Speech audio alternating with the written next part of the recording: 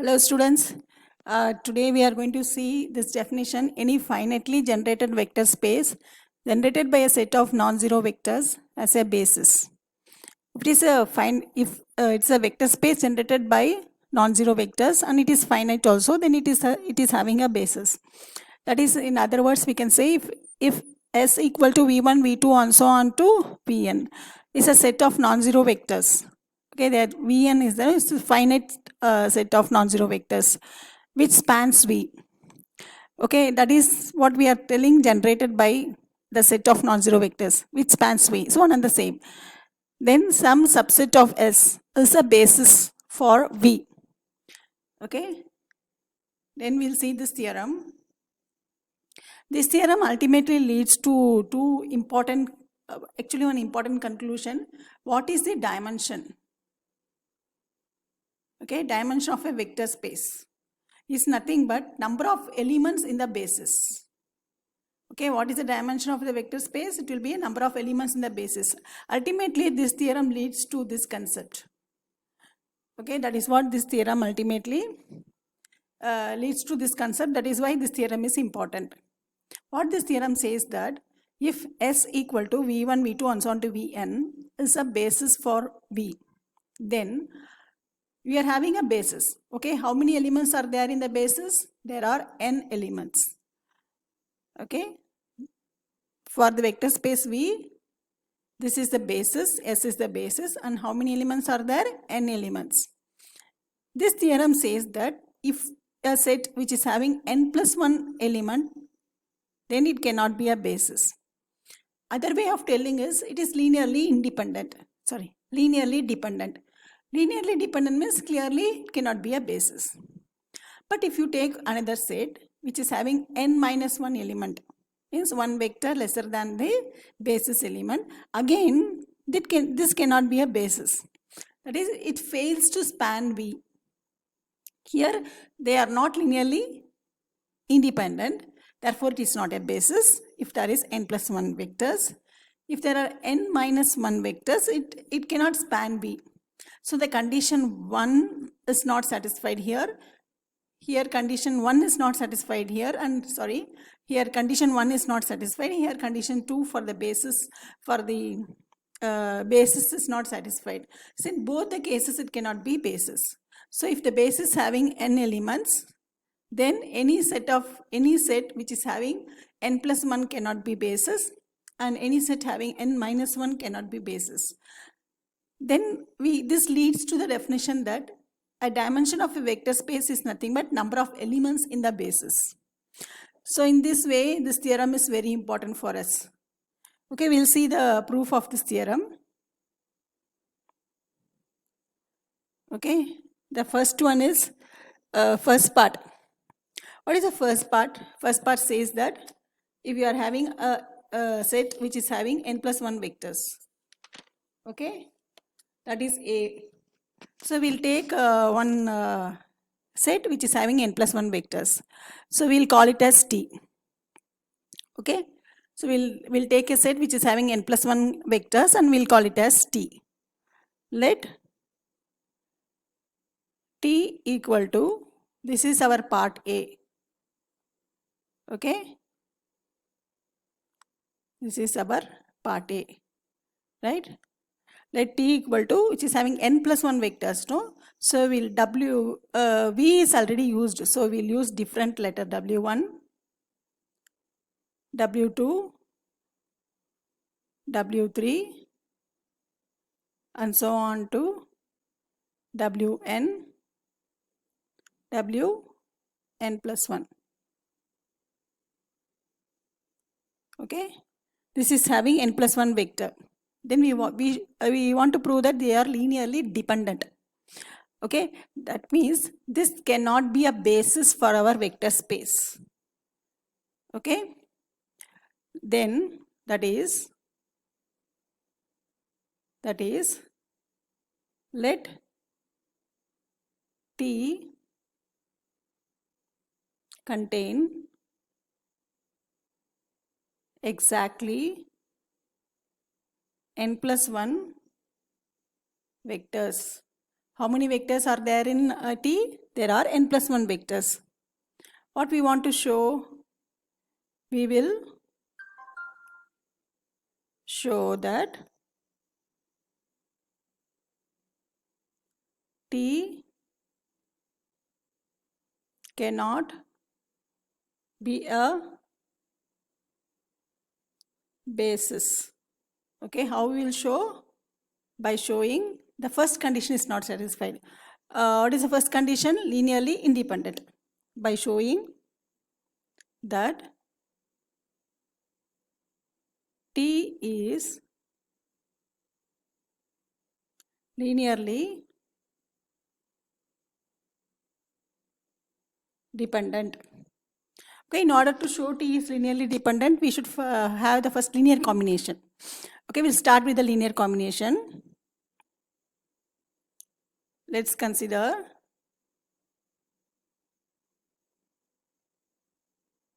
okay, we want to show T is not linearly independent, no? That is, they are linearly dependent. Then we have to take the linear combination of these vectors.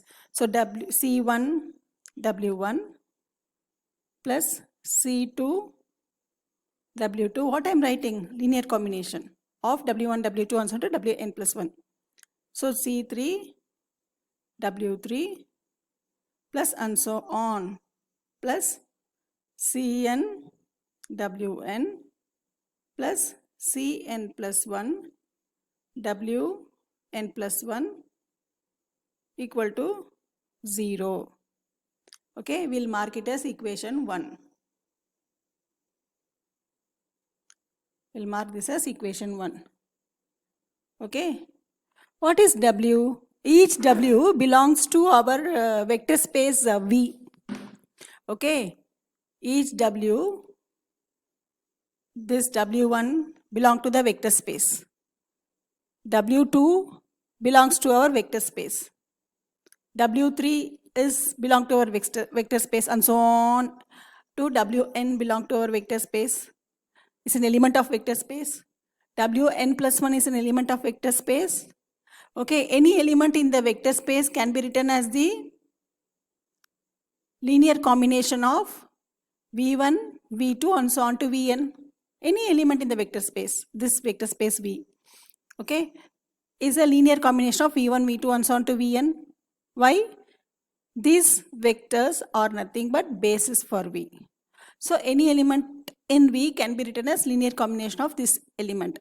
That is the second condition of basis, no? These elements spans V, the second condition. Using the second condition for the basis, so I am going to, so now each element, okay, now each Wk, okay, can be written as, it is a linear combination of V1, V2 and so on to Vn.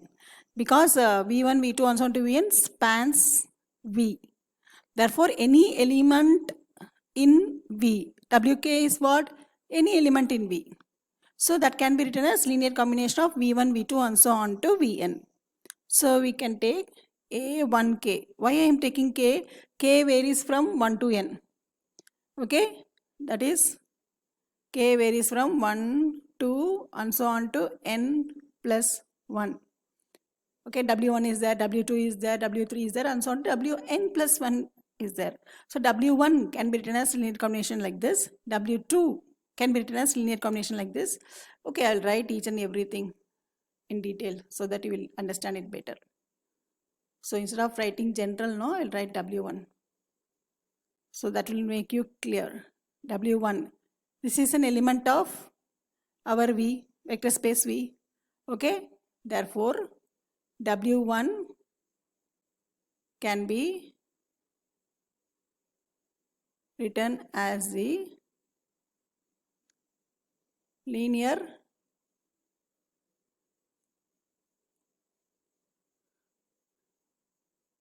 combination of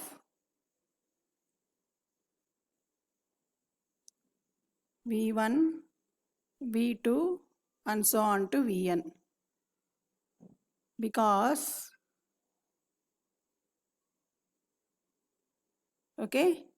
because V1, V2 and so on to Vn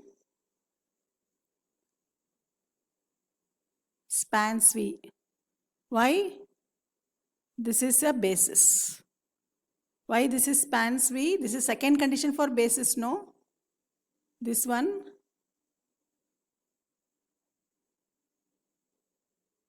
spans V, right?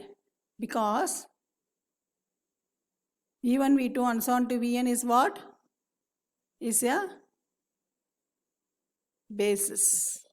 V1, V2 and so on to basis. Therefore, any element, okay, in general W1. W1 is an element of V. So any element, if you take from V, and it can be written as linear combination of V1, V2 and so on to Vn. Why?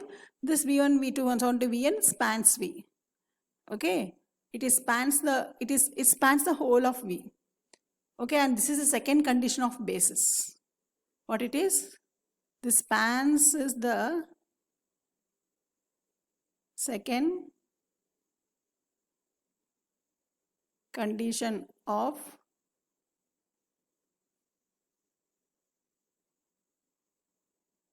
basis. Okay, first condition is linearly independent and second condition is spans V. That is why W1 can be written as linear combination of V1, V2 and so on to Vn. So I can write W1 as the linear combination of A11 V1 plus A21 V2 plus and so on plus A n1 Vn, okay, an1 Vn. This is, okay, still I'll write some more. W2 is also element of V, no? So it can be written as linear combination of. So I have written in the place of 1, sorry, in the place of 1 I have taken here 1 1 1, okay, to make it simple. So 2, no, A12 V1 plus constant should be different, no, that's why A22 V2 plus and so on plus an2 Vn, okay. Okay, now same way Wn can be written as A1n, okay, 2 means 2 I have taken, n means n, V1 some linear combination, right, A2n V2 plus and so on plus ANN Vn. Same way Wn plus 1 is also an element, right? So Wn plus 1 can be written as A1 n plus 1 V1 plus A2 n plus 1 V2 plus and so on plus AN n plus 1 Vn. So in general I can take Wk. Okay, here I have taken now. Now instead of writing this I can write in general. Okay, each Wk same thing only. Instead of writing 1, 2, 3 separately, I can write a single. Each Wk can be written as linear combination of A1k V1 plus A2k V2 plus and so on plus ANK Vn, right? Why it is true? Since Yes, that is our set.